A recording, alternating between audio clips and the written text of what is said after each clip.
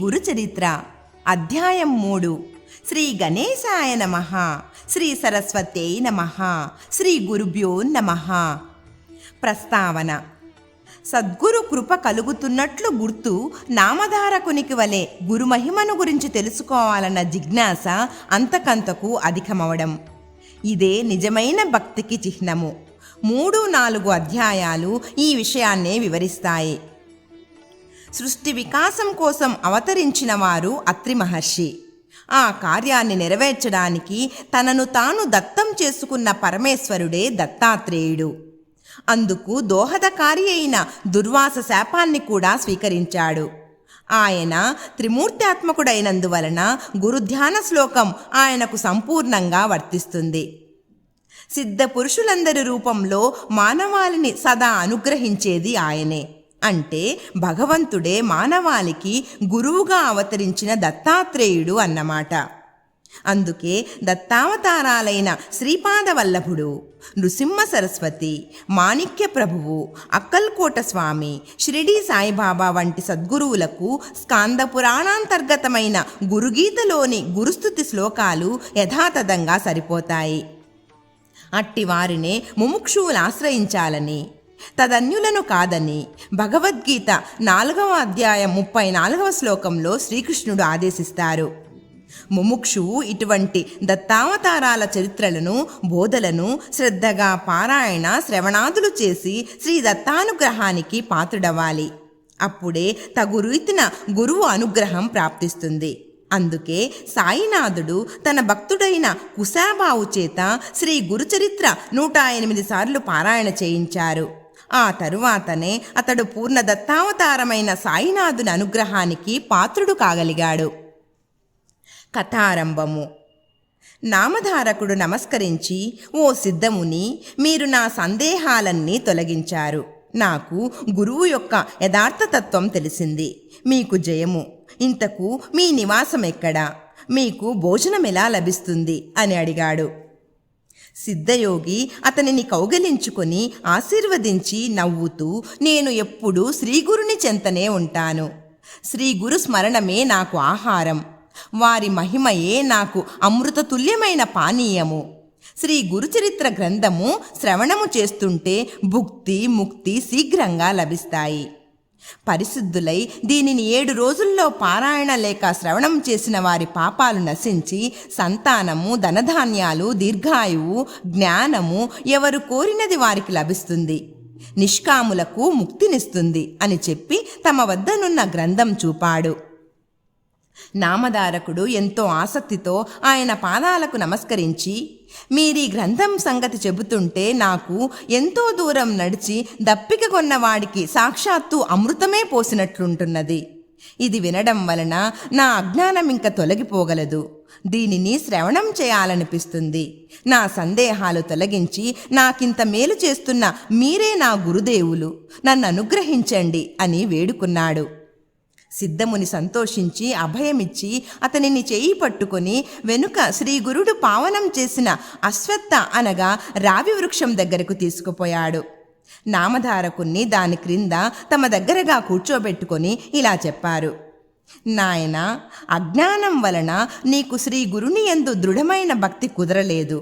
ఆయనను సందేహించడం వలననే నీకిన్ని కష్టాలు వచ్చాయి. సదాచార సంపన్నుడైన గురువును పూర్ణమైన భక్తితో విశ్వసించి సేవించగల వారికే వారి నిజతత్వం అర్థమవుతుంది. అట్టివారికే కష్టాలు తొలగి అభీష్టాలు నెరవేరుతాయి. నిజానికి సద్గురువు తన పర భేదం లేకుండా అందరిపైన అపారమైన దయ కురిపిస్తూ ఉంటాడు. నీరు ఎత్తైన ప్రాంతంలో నిలువజాలనట్లు దాంభికులకు ఆయన కృప లభించదు. గురువుకు సాటి అయినదేదీ లేదు. కల్పవృక్షము, చింతామణి కోరినవి మాత్రమే ప్రసాదించగలవు. కానీ గురువు మనం కోరని దానిని కూడా ప్రసాదిస్తారు. ఆయన స్పర్శ దీక్షతోనే మనకు ప్రపంచమంతా బ్రహ్మమయముగా దర్శింపచేస్తారు. ఆయననే శంకించేవారికి ఆయనేమి చేయగలడు? తనను సంపూర్ణ విశ్వాసంతో సేవించేవారి వెంటనంటి కాపాడటమే ఆయన ధర్మం. కానీ పామరులు కష్టమొచ్చినప్పుడు ఎవరో చెప్పగా ఆయనను సేవిస్తారు కానీ శ్రద్ధ విశ్వాసాలతో సరి అయిన పద్ధతిలో సేవించరు. కనుకనే కొందరి అభీష్టాలు నెరవేరవు. అప్పుడు వారు తమకు గురువేమీ చేయలేదని ఆయనను నిందిస్తారు. నామధారకుడు ఆయనకు నమస్కరించి, స్వామి, నాకు శ్రీగురుని లీలలు వినిపించి కృతార్థుని చేయండి. శ్రీగురుడు త్రిమూర్త్యాత్మకమైన భగవంతుడంటిరి కదా, ఆయన మొదట అలా ఎందుకు అవతరించారో సెలవీయండి అని వేడుకున్నాడు. సిద్ధముని సంతోషించి, శ్రీగురుని పట్ల నీకిట్టి శ్రద్ధ కలగడం ఎంతో శుభసూచకం. ఇంతవరకు శ్రీగురుని లీలల గురించి ఇంత ప్రీతితో ఎవరూ అడుగనే లేదు. ముముక్షువులకు మాత్రమే ఇట్టి అభిరుచి కలుగుతుంది. నీకు తప్పక పురుషార్థాలు ప్రాప్తిస్తాయి. నీ శ్రద్ధ నాకెంతో ఆనందాన్ని కలిగిస్తున్నది. నీవడిగినది చెబుతాను, శ్రద్ధగా విను.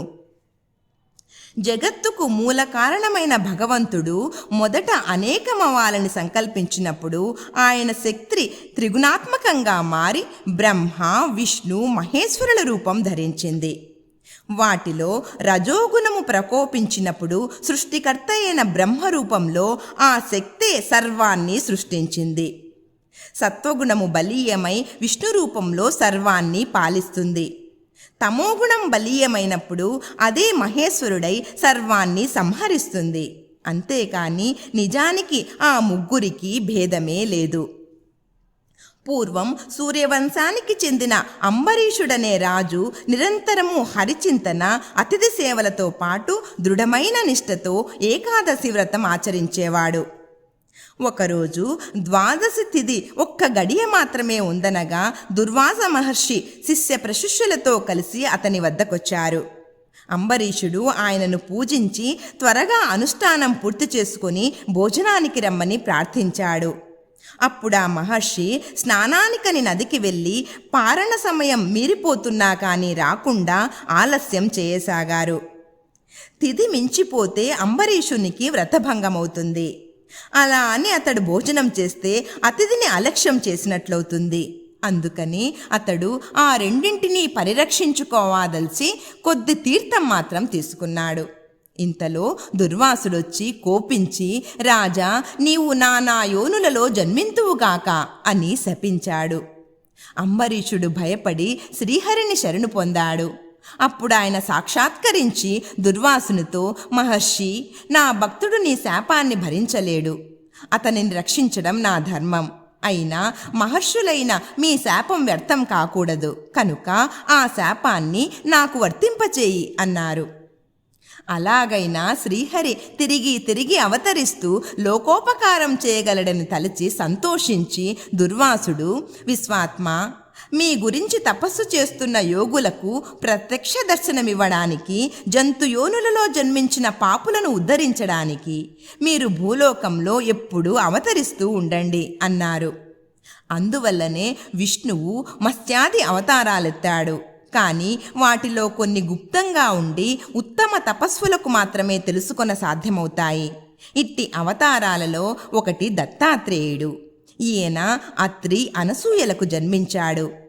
శ్రీ దత్తాయ గురవే నమః. శ్రీ శ్రీపాద శ్రీవల్లభాయ నమః. శ్రీ నృసింహ సరస్వత్యై నమః.